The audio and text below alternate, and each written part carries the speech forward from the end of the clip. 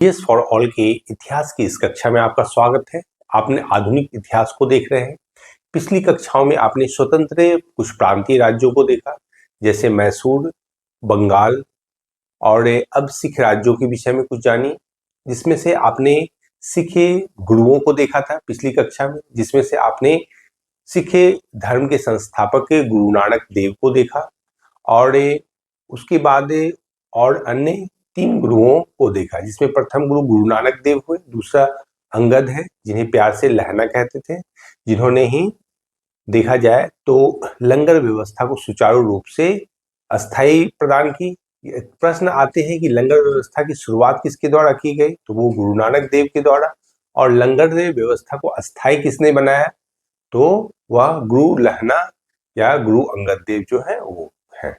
तीसरे गुरु अमरदास थे, और जिनकी पुत्री बीबी भानी थी, जिसे अकबर ने 500 बीघे जमीनें दान में दिए थे।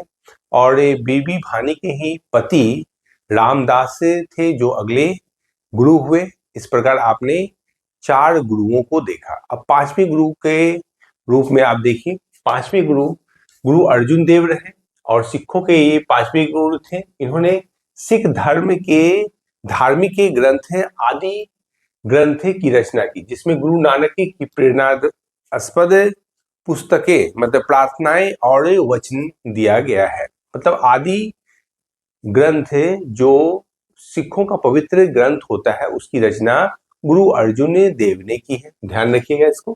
गुरु ग्रंथ साहब यानी आदि ग्रंथ में सिख गुरुओं के साथ साथ कबीर, नामदेव, रैदास की रचनाओं को भी सम्मिलित किया गया है। प्रकार गुरु अर्जुन देव ने अमृतसर जलाशय के मध्य में हरमंदिर साहब का निर्माण किया था। इसे गोल्डन टेम्पल के रूप में आप लोग जानते हैं। राजकुमार खुसरो की सहायता करने के कारण जहांगीर ने 1606 में अर्जुन को फांसी दे दी। तो गुरु अर्जुन को फांसी 1606 में दी गई थी, और ये बादशाह का आप याद रखिएगा जहांगीर थे, और क्योंकि इसने विद्रोही खुसरो का साथ दिया था। सिखों के छठे गुरु हरगोविंद थे। इन्होंने सिखों की सैन्य संगठन का रूप दिया, अकाल तख्त यानी ईश्वर के सिंहासन का निर्माण किया।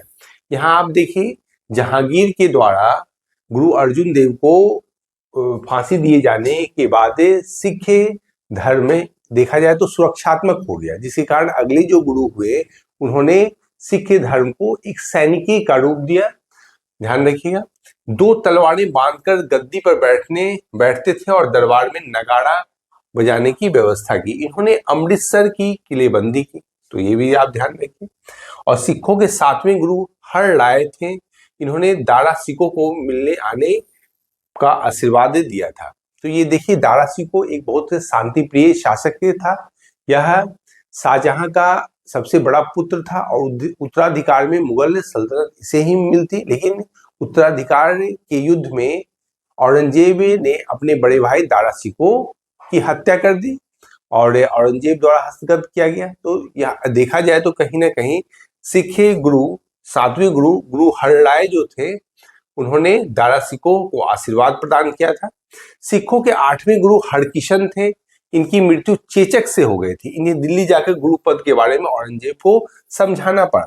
मतलब कहने का मतलब है कि सिख राज्य की मान्यता औरंगजेब के द्वारा नकार दी गई, जिसके कारण गुरु पद क्या है, यह सिखों में किस प्रकार प्रसिद्ध है, जिसके बारे में औरंगजेब के यहाँ दिल्ली आकर गुरु हरकिशन को औरंगजेब को बताना पड़ा गुरुपद के बारे में। तो ये भी आप ध्यान रखिए। सिखों के 9वें गुरु तेग बहादुर थे, जिन्होंने इस्लाम स्वीकार नहीं किया था, जिसके कारण इनकी हत्या कर दी गई। जो कि आप जानते हैं कि गुरुद्वारा जो दिल्ली में शीशगंज है, वहां ही इनकी हत्या की गई थी। तो यहाँ पर देखिए, सिखों के 9वें गुरु तेग बहादुर थे। इस्लाम नहीं स्वीकार करने के कारण औरंगजेब ने इन्हें 11 नवंबर 1665 में शीशगंज यानी वर्तमान में शीशगंज कहलाता है के दुर्गवाड़ा के निकट इनकी हत्या कर दी थी। सिखों के 10वें और अंतिम गुरु गोविंद सिंह थे, और इसके बाद गुरु का पद समाप्त कर दिया गया। और देखिए, इनका जन्म पूछा जाता है। गुरु गोविंद सिंह का जन्म 5 जनवरी 1666 को पटना में हुआ था, जो कि अब पटना साहब के रूप में जाना जाता है। और वैसाखी के दिन 29 मार्च 1676 को गुरु गोविंद सिंह सिखों के 10वें गुरु घोषित हो गए। गुरु गोविंद सिंह ने सिखों में सैनिक प्रणाली को दुरुस्त किया। इन्होंने देखा जाए तो पंच ककार की मान्यता दी। ये अपने को सच्चा पातशाह कहते थे। 5 ही ककार अनिवार्य किया, अर्थात प्रत्येक सिख को केस, कंघा, कृपाण, कच्छा और कड़ा रखने की अनुमति दी और सभी लोगों को अपने नाम के अंत में सिंह शब्द जोड़ने को कहा। तो यह गुरु गोविंद सिंह की देन है। और इन्होंने देखा जाए तो गुरु गोविंद सिंह का निवास स्थान आनंदपुर साहिब था एवं में इनकी कार्यस्थली पओता थी। तो ये दोनों भी टर्म याद रखिए। और देखिए इनके 2 पुत्र फत्ता सिंह और जोरावर सिंह को सरहिंद के मुगल फौजदार वजीर खान ने दीवार में चिनवा दिया था। यह भी तथ्य आप जानिए। 1699 में बैसाखी के दिन गुरु गोविंद सिंह ने खालसा पंथ की स्थापना की और पाहुल प्रणाली की शुरुआत भी गुरु गोविंद सिंह ने की। अगर कहा जाता है कि ये जो सिख है एक कोई अलग हिंदू धर्म का ही एक अंग था और बाद में अगर देखा जाए तो अंग्रेजों की फूट के कारण, अंग्रेजों की फूट डालो और राज करो की नीति के कारण सिख को एक अलग समुदाय बना दिया गया। कहा जाता है कि हर एक हिंदू के घर से एक सिख व्यक्ति रहेगा। और गुरु गोविंद सिंह कहा भी करते थे, खालसा रे पंथ जागेगा ता हिंदू रे भंड भागेगा। यानी खालसा पंथ में जब जागृति आएगी तभी हिंदुओं के डर दूर जाएगा और मुगलों को बाहर किया जा सकता है इससे। तो ये ध्यान में रखिए। और 1699 में बैसाखी के दिन गुरु गोविंद सिंह ने खालसा पंथ की स्थापना की, पाहुल प्रणाली की शुरुआत की। जान ही गए आप। गुरु गोविंद सिंह ने सिखों के धार्मिक ग्रंथ आदि ग्रंथ को वर्तमान रूप दिया और कहा कि अब गुरुवाणी सिख संप्रदाय के गुरु का कार्य करेगी। मतलब अब किसी भी प्रकार से अब कोई गुरु नहीं होंगे बल्कि आदि ग्रंथ ही गुरु के रूप में जानी जाएगी। गुरु गोविंद सिंह की हत्या 18 अक्टूबर 1708 ईस्वी को नांदेड़ में कर दी गई। ध्यान रखिएगा 1708 में नांदेड़ में के स्थान पर गुल खां नामक पठान ने कर दी। बंदा बहादुर एक सिख नेता हुए। यह कोई गुरु नहीं थे, कहीं गुरु का पद तो 10वें गुरु से ही समाप्त हो गया और आदि ग्रंथ को ही गुरु घोषित कर दिया गया सिखों का। तो बंदा बहादुर एक नेता हुए और 1670 में इनका जन्म पुंछ जिले के रजौड़ी गांव में हुआ था। इनके बचपन का नाम लक्ष्मण दास था। इनके पिता रामदेव भारद्वाज राजपूत थे। तो आप जान लीजिए, देखें आप हिंदू में ही राजपूत के एक नेता जो हुए वो बंदा बहादुर, जो सिख नेता आगे चलकर बने। और बहादुर शाह जफर जो कहा जाता है जिसे साहे बेखबर, क्योंकि वह नहीं कहता था, मतलब हर एक के राज्यों के साथ एक समझौते की नीति अपनाए हुए था, मराठा हो या फिर अन्य कोई भी क्षेत्र हो। लेकिन बंदा बहादुर ने मुगलों के खिलाफ एक युद्ध जंग छेड़ दिया था और जिसके कारण कहा जाता है बहादुर शाह जफर जो है बंदा बहादुर के को दबाने के, मतलब बंदा बहादुर के विद्रोह को दबाने के कारण ही उसकी मौत हो गई थी। यहाँ देखिए, बंदा का उद्देश्य पंजाब में एक सिख राज्य स्थापित करना था और इसके लिए इन्होंने लोहगढ़ को राजधानी बनाई। लोहगढ़ के किला पर बंदा बहादुर ने कब्जा कर लिया था और इन्होंने गुरु नानक एवं गुरु गोविंद सिंह का नाम का सिक्का भी चलाया। बंदा ने सरहिंद के मुगल फौजदार वजीर खां की हत्या कर दी। मुगल बादशाह फर्रुख शेर के आदेश पर 1716 में बंदा सिंह को गुरुदासपुर यानी नांगल नामक स्थान पर पकड़कर मौत के घाट उतार दिया गया। सहादरा कत्लगढ़ी के नाम से भी विख्यात है, जहां बंदा ने हजारों मुगल सैनिकों को मौत के घाट उतारा था। तो ये आप ध्यान में रखिए। आगे देखिए, बंदा की मृत्यु के बाद देखा जाए तो सिंह राज्य अनेक छोटे छोटे टुकड़ों में बट गया। यहाँ देखिए, और 1748 में नवाब कर्पूर सिंह की पहल पर सभी सिख टुकड़ियां के द्वारा एक खालसा दल ने बनाया गया और दल खालसा को जस्सा सिंह अहलूवालिया, नाम याद रखिएगा, जस्सा सिंह अहलूवालिया के नेतृत्व में रखा गया, जिसे बाद में 12 दलों में विभाजित कर दिया गया, जिसे मिसल कहते हैं। तो यह मिसल अरबी भाषा का शब्द है जिसका अर्थ समान होता है, मतलब इक्विवेलेंट। और रंजीत सिंह, देखिए एक रंजीत सिंह पात्र आते हैं, आपको याद रखना है। एक पात्र इससे पहले जो आए बंदा बहादुर और दूसरे पात्र रंजीत सिंह है। रंजीत सिंह का जन्म गुजरांवाला में 2 नवंबर 1780 को सुकरचकिया मिसल के मुखिया महा सिंह के घर हुआ था। इनके दादा चरत सिंह ने 12 मिसलों में सुकरचकिया मिसल को का प्रमुख स्थान दिला दिया था। मतलब राजा रंजीत सिंह अगर देखा जाए तो यह सुकरचकिया मिसल के थे। यह प्रश्न बार बार आया है। और 1798-99 में रंजीत सिंह ने लाहौर का शासक बनाया गया। 25 अप्रैल 1809 को चार्ल्स मैटकॉफ और महाराजा रंजीत सिंह के बीच अमृतसर की संधि हुई। तो ये ध्यान रखिएगा, अमृतसर की संधि कब हुई थी? 25 अप्रैल 1809 को, 25 अप्रैल 1809 को। और रंजीत सिंह का राज्य 4 सूबों में बंट गया, पेशावर, कश्मीर, मुल्तान और लाहौर। तो ये ध्यान में रखिएगा, राजा रंजीत सिंह का ये 4 सूबा था। और महाराजा रंजीत सिंह का विदेश मंत्री फकीर अजीजुद्दीन और दीनानाथ थे। 7 जून 1839 में रंजीत सिंह की मृत्यु हो गई। और प्रथम आंग्ल सिख युद्ध देखिए 1845 से 46 एवं द्वितीय आंग्ल सिख युद्ध 1849 में हुआ।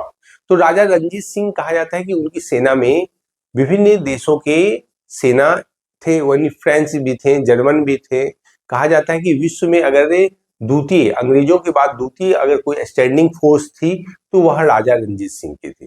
इसलिए जब तक रंजीत सिंह जीवित रहे अंग्रेजों ने उनके मतलब राज्य की ओर आंखें उठाकर नहीं देखा। उनके बीच विभिन्न प्रकार की संधियां हुई है जिसे एग्जाम में प्रश्न बनते हैं। तो आइए इसमें देखें एक एक करके, जिसमें एक पहले लाहौर की संधि है जो कि 1846 में ही होती है।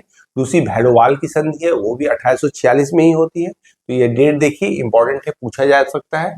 लाहौर की संधि 9 मार्च 1846 से, जबकि भैरोवाल की संधि हुई है 22 दिसंबर 1846। ये दोनों डेट ध्यान में रखिए। भैरोवाल संधि के तहत देखा जाए तो दिलीप सिंह के संरक्षण में अंग्रेजी सेना का प्रवास पंजाब में मान लिया जाएगा। देखिए अंग्रेजी सेना पंजाब में प्रवेश कर जाती है। 20 अगस्त 1847 को महारानी जो जिद्दा थी उन्हें दिलीप सिंह से अलग कर दिया जाता है और 48,000 के वार्षिक पेंशन देकर उन्हें शेखपुरा भेज दिया जाता है। ये भी ध्यान में रखिए। द्वितीय आंग्ल सिख युद्ध के दौरान पहली लड़ाई चिलियांवाला की लड़ाई हुई थी, जो कि किसके किसके बीच, नेता शेर सिंह और अंग्रेज कमांडर गफ के बीच लड़ा गया था। और दूसरी लड़ाई जो हुई थी गुजरात की चिनाब नदी के तट पर, और यह इसका नेतृत्व चार्ल्स नेपियर ने किया था। और 21 फरवरी 1849 को लड़ी यह गई लड़ाई, और इस युद्ध में सिख बुरी तरह पराजित हुए। लॉर्ड डलहौजी ने 29 मार्च 1849 को घोषणा द्वारा संपूर्ण पंजाब का विलय अंग्रेजी राज्य में कर लिया। महाराजा दिलीप सिंह 50,000 पाउंड की वार्षिक पेंशन दी गई और इन्हें शिक्षा प्राप्ति के लिए इंग्लैंड भेज दिया गया। और सिख राज्य से जो प्रसिद्ध कोहिनूर हीरा महारानी को भेंट कर दिया गया। इन्हें दिलीप सिंह के द्वारा सिख राज्य का जो कोहिनूर हीरा था प्रसिद्ध, विश्व प्रसिद्ध, उसे महारानी को दे दिया गया, जो अभी तक है महारानी के पास है। ध्यान रखिएगा। सिखों द्वारा चलाए गए प्रमुख आंदोलन को देखा जाए, जिसमें से आप प्रमुख आंदोलन में सिंह सभा आंदोलन, कूका आंदोलन को देख सकते हैं। जैसे हिंदुओं में व्याप्त कुरीतियों को दूर करने के लिए, अंधविश्वासों को दूर करने के लिए विभिन्न धार्मिक सुधार आंदोलन हुए। जैसे रामकृष्ण परमहंस मिशन के द्वारा चलाया गया आंदोलन, फिर आर्य समाज के द्वारा चलाया गया आंदोलन, या फिर आप देख सकते हैं क्या ये ईवी रामास्वामी नयकार के द्वारा इजवा आंदोलन। तो ये सब हिंदू धर्म में व्याप्त कुरीति को दूर करने के लिए चलाया गया था। इसी प्रकार सिख धर्म में अगर देखा जाए तो सिंह सभा आंदोलन 1873 में चलाया गया, जिसका उद्देश्य क्या था? देखिए, सिख धर्म में व्याप्त अंधविश्वास, जाति भेदभाव और गैर सिख आचरणों को दूर करना तथा सिख धर्म को खोई हुई प्रतिष्ठा को पुनः प्राप्त करना। और यह आंदोलन 1879 में लाहौर में सिंह सभा की स्थापना हुई थी, उसी के द्वारा यह चला था।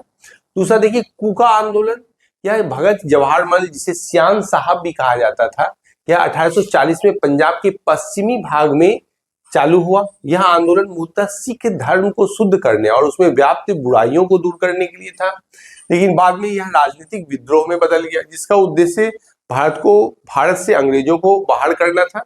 भगत जवाहर मल ने अपने शिष्य बालक सिंह के साथ मिलकर इस आंदोलन को संगठित किया। इसका मुख्यालय हजारा था, मतलब यह पश्चिमी पंजाब में चलाया गया था, जो कि अभी वर्तमान में पाकिस्तान में है। देखिए हजारा का क्षेत्र है। और कूका आंदोलन के एक और प्रमुख नेता थे राम सिंह कूका। 1857 में राम सिंह कूका ने लुधियाना में स्वतंत्रता का सफेद ध्वज फहराकर ब्रिटिशों के खिलाफ विद्रोह की शुरुआत की थी। 1872 में कूका कार्यकर्ताओं ने मलेर कोटला और मलोत, ये दो जगह है, पर हमला कर दिया, जिसके बाद ब्रिटिश सरकार ने कड़ी कार्रवाई की और राम सिंह को आजीवन कारावास की सजा सुनाकर उन्हें रंगून के मांडले जेल भेज दिया गया। तो ये आप ध्यान में रखिए। ये आंदोलनकारी जो थे 1885 में शहीद हो गए। कूका आंदोलन को नामधारी आंदोलन के नाम से भी जाना जाता है। कूका आंदोलन में जाति प्रथा के उन्मूलन, मांसाहार, शराब और नशे से परहेज, विधवा पुनर्विवाह, महिलाओं को पर्दा छोड़ने जैसी सामाजिक सुधारों को बढ़ावा दिया गया। मतलब आपने इस आंदोलन को देखा, कूका आंदोलन और सिंह सभा। यह पंजाबियों में, मतलब पंजाबी नहीं कह सकते, सिखों में व्याप्त कुरीतियों और अंधविश्वासों को दूर करने के लिए इन महापुरुषों द्वारा चलाया गया आंदोलन था। कुछ ना कुछ यह ब्रिटिशों से स्वतंत्र होने के खिलाफ चलाया गया एक स्वतंत्रता आंदोलन का भी रूप ले लिया। तो इस प्रकार आपने सिख धर्म और सिख विद्रोह और सिख आंदोलन से जुड़े कुछ तथ्यों को जाना। इसे रिवाइज कीजिए, फिर हम कल मिलते हैं अगली क्लास में। आज के लिए इतना ही, धन्यवाद।